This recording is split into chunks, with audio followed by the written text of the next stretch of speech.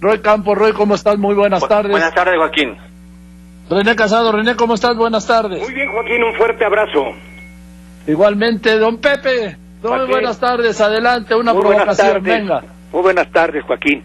Mira, recordándonos el calendario de que dentro de 6 días cumplirá 2 años el presidente López Obrador en la presidencia. Y yo te lo pongo de este modo, don Pepe. Dentro de 7 inicia su 3er año de gobierno. Así es. Hay cambios, Joaquín, pero muchos pendientes. Cuando apenas empezaba la demolición institucional y ni siquiera empezaba la construcción del nuevo entramado, llegó la pandemia del COVID. La realidad que debió obligar a ajustar el proyecto, pero el proyecto no ha cambiado. La pandemia agravó la crisis sanitaria y empeoró la crisis económica que ya ha empobrecido a millones de personas de las clases medias. Pero tenemos encima la otra pandemia, la pandemia heredada, la de la violencia criminal. Y la presidencia, quizá con toda razón, está tan ocupada, hasta en las reuniones de seguridad, para que se adapten a su inaplazable tarea, la inaplazable tarea que tiene de ganar la elección de 2021 para así empezar a consolidar su proyecto de gobierno. Gracias, don Pepe. Roy. A ver, ya que trató ese tema, hay que recordar, fíjate, el 1 de diciembre del año pasado pidió un año más y decir que el próximo 1 de diciembre, es decir, el martes, iban a estar puestas ya las bases del proyecto y para que no regresara los otros, diciendo casi que es en un año más. Al principio de este año nos dijo, el 1 de diciembre va a haber un sistema de salud sólido como en países europeos. Se atravesó la pandemia, se atravesó la crisis económica y lo alcanzó la realidad, ¿no? Porque una cosa son los planes y otra es la realidad. Yo creo que ha logrado hacer mucho. El saldo de sus 2 primeros años para él ha de ser positivo. O sea, cambió leyes, creó una Guardia Nacional, aplastó a la oposición, controló la agenda, creó un mecanismo de, no voy a decir de comunicación, pero al menos de propaganda ideológica muy efectivo para fijar su agenda, mandar señales. Creo que y sobre todo aguantó este año. A ver, este año, con esta caída económica, con este manejo de la pandemia, porque aunque él diga que muy bien, pues algún error debe de tener, o sea, esa falta de autocrítica de repente hasta cae mal, ¿no? Y con la inseguridad sin bajar, pero diciendo pues que vamos bien porque hubo un punto de inflexión. Yo creo que termina bien ese segundo año. Yo creo que no debería sentirse de que qué mal me fue, ¿no? De hecho, sus niveles de aprobación en noviembre del 20, muy similares a los de noviembre del 19, a pesar de todo lo que pasó durante el año. Oye, Roy, ¿tú alguna vez has hecho la encuesta donde evalúes al presidente, a su gobierno y a Morena? Porque yo veo que son 3 cosas completamente diferentes. No sé que tú, que eres el que sabe. A ver, te lo voy a poner así. En una encuesta de preferencias, diciendo que ¿qué porcentaje de la gente dice hoy que votaría por Morena? Morena trae 36%, muy arriba de los demás. Pues lo traen 13, 14, no sé, 36%. Bueno, y el López Obrador trae aprobación de prácticamente 60%. Quiere decir que hay muchos que dicen aprueba a López Obrador, pero cuando se les pregunte el voto, no se inclinan, en principio, por Morena.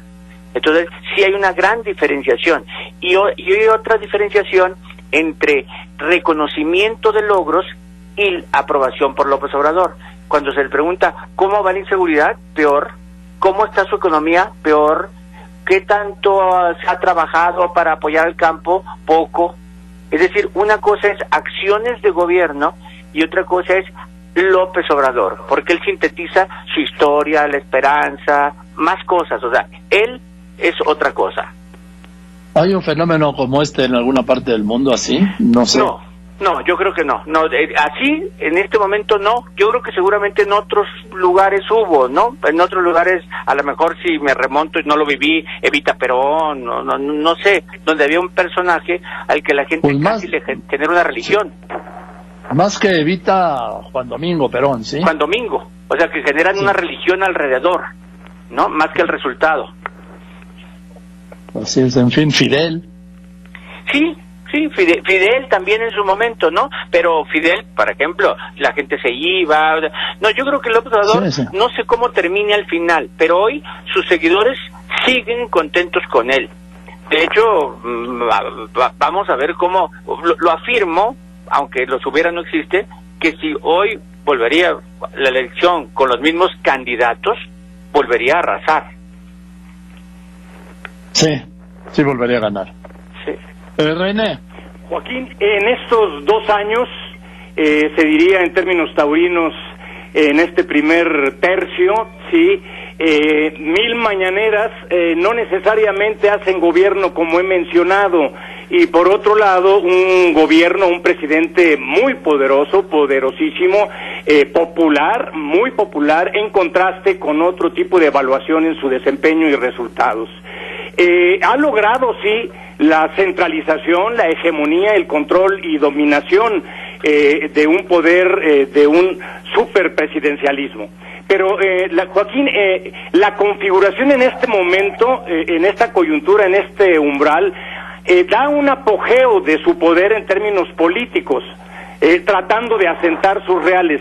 Pero en los hechos, su proyecto y su visión y las contrahechuras de sus políticas, donde hay algo centralísimo al hablar de esta acumulación de poder, es por una suerte de restauración de aquella presidencia omnipotente que llamaban de gobierno cesarista, entre comillas, de un solo hombre, de poder providencial, como decía el clásico, de un ogro filantrópico, pero Joaquín, don Pepe Roy, pero un ogro al fin.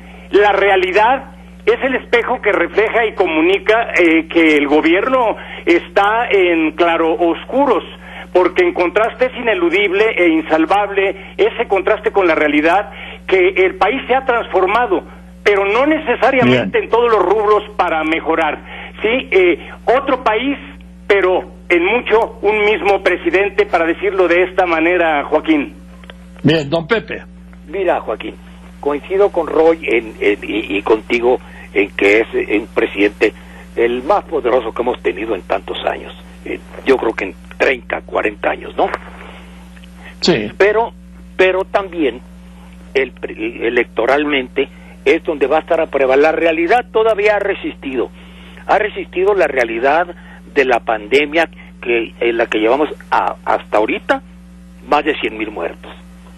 Hasta ahorita su figura de presidente, de líder, ha resistido, inclusive en la crisis de salud, ha resistido el que no tengamos medicamento, el que todavía no hay licitaciones y no sabemos si va a haber licitaciones, cuándo va a haber medicamentos para el año próximo. Y electoralmente, Joaquín, pues electoralmente se forman alianzas que no terminan de cuajar, pero yo creo que al final del día, a pesar de su poderosa personalidad, por eso está tan ocupado electoralmente, porque sabe que su principal problema es justamente su partido, el partido oficial, porque los grupos de Morena, Joaquín, tienen esa tendencia contra la que advirtió Jacob Polensky, las tribus, la cabra tira al monte, lo vimos en Nuevo León. Fue Mario Delgado a ungir a la candidata de Morena, una expriista, tan expriista que en febrero todavía era alcaldesa del PRI, y esta señora resulta que no la pudo ungir porque las tribus de Morena de Nuevo León se agarraron del chongo. Así es. Esa es la gran debilidad que el presidente percibe en su partido, en el partido oficial, la gran debilidad que le puede hacer no perder ni causar una gran derrota como sueñan algunos. A ver, pero sí, perder la mayoría Roy. calificada. ¿Sí? Roy. Mira, a ver, ya que cambiaste de tema tan rápidamente, va bien. A ver, una cosa es la aprobación presidencial, ahora vamos a la próxima elección. Estamos en una definición donde es tal vez la más fuerte para los políticos, que es, uno, formación de alianzas, porque la formación de alianzas deja fuera candidatos. A ver, cuando hace alianza el Verde con Morena, pues deja fuera a uno de los aspirantes, ya sea el del Verde o el de Morena, que fue lo que pasó en San Luis. Porque, Roy, perdón que te interrumpa, ya dijo Mario Delgado que van a hacer las alianzas solo con los que estén con los partidos que estén dispuestos a que Morena les ponga el candidato. Así es. Y entonces el incentivo para hacer es dejo de aspirar yo candidato, y entonces ya vimos que el Verde en Nuevo León y en San Luis no quiere. Porque no le gusta el candidato. La candidata de la que hablaba Pepe de Nuevo León es Clara Luz Flores, alcaldesa de Guadalupe, de General Escobedo. Una alcaldesa bien evaluada, era del PRI, se vuelve independiente, y como Morena tiene en sus estatutos un porcentaje para notas, entraría como no de Morena, y ahí se le armó, ¿entre quién? Entre los de Morena, y así va a pasar. Esa es definición de candidatos y formación de alianzas. Las formaciones de alianza, a ver, PAN, PRI, PRD juntos ya dijeron que sí en San Luis y en Sonora, pero no en Nuevo León, pero no en Guerrero. ¿Por qué? Porque ahí de repente se rompen o no tienen fuerza suficiente. La de Michoacán no se ha podido consolidar. Entonces, sí va a haber alianzas, no, hay 10 partidos, pero difícilmente vamos a ver a 10 candidatos en Nuevo Boleta, porque va a haber candidaturas comunes, y entonces normalmente se va a centrar entre 2 o entre 3 en cada estado, lo cual también es sano, ¿no? Que no haya 10, porque luego pasa lo que algunos que ganan con el 20%. René, por favor, permíteme, René, vamos a un corte y regreso contigo. Seguimos con la mesa, respecto René. A las elecciones y el proceso electoral del 21 y la política de alianzas a la que hacían referencia, en esta enorme dimensión de los comicios se podría prefigurar una suerte de validación o de condena plebiscitaria sobre un régimen, el poder y el proyecto de la llamada Cuarta T. Lo consabido en el componente local, regional, es que la imagen, la popularidad y el capital político de un presidente, por más poderoso o fuerte que sea, no necesariamente se traduce o se transmuta automáticamente ese capital. Por otro lado, hay un punto también a destacar, Joaquín, en lo central de estas elecciones, que conoceremos, de acuerdo a los partidos que conserven o no su registro, quiénes serán los que competirán rumbo a la elección presidencial del 24.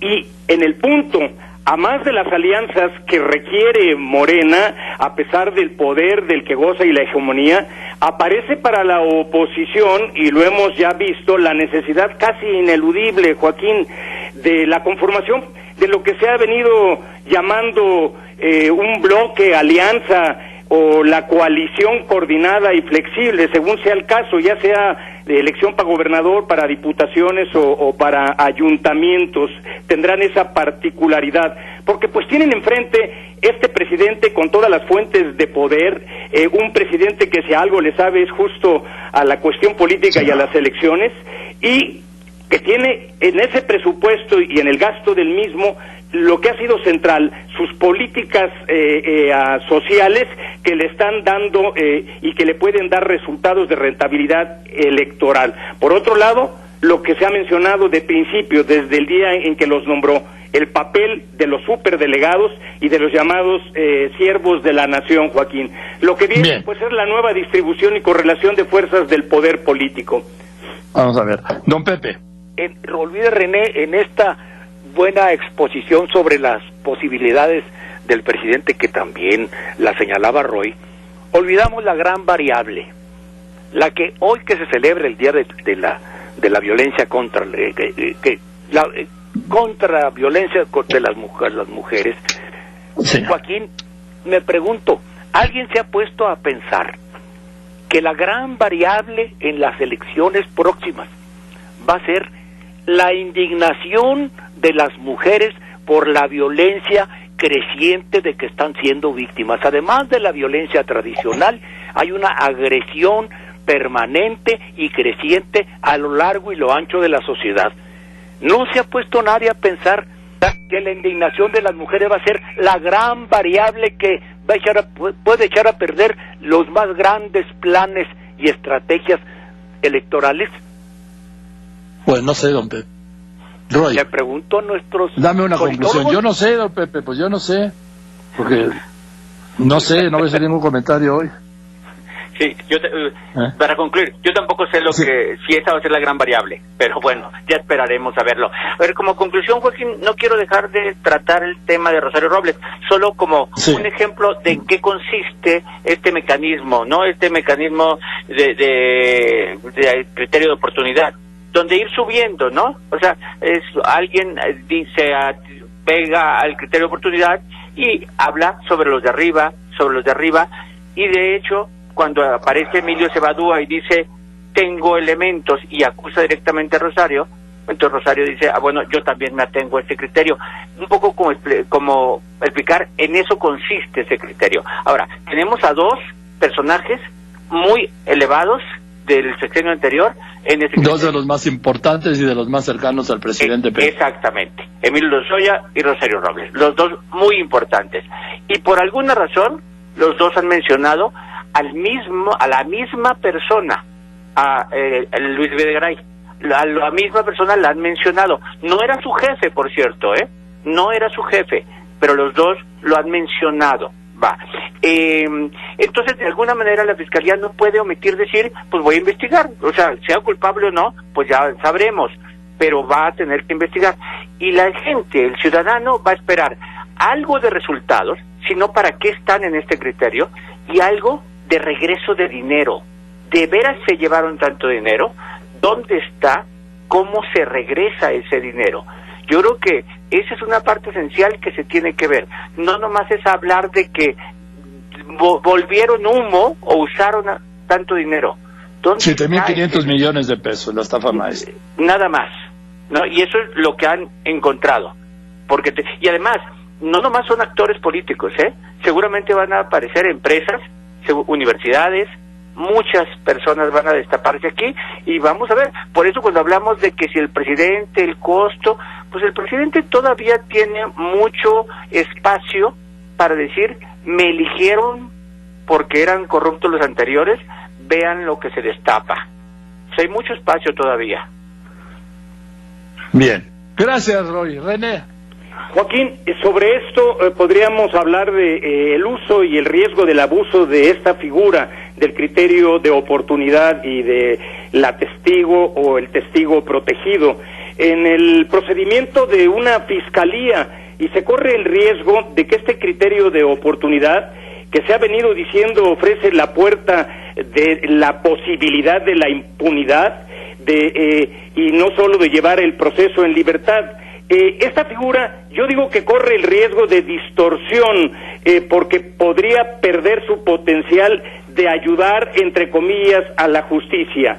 Yo afirmaría nada más como conclusión de esto, Joaquín, que el uso y abuso de la figura del criterio de oportunidad no se convierta en realidad de impunidad. Muchas gracias, Joaquín, fuerte abrazo a todos.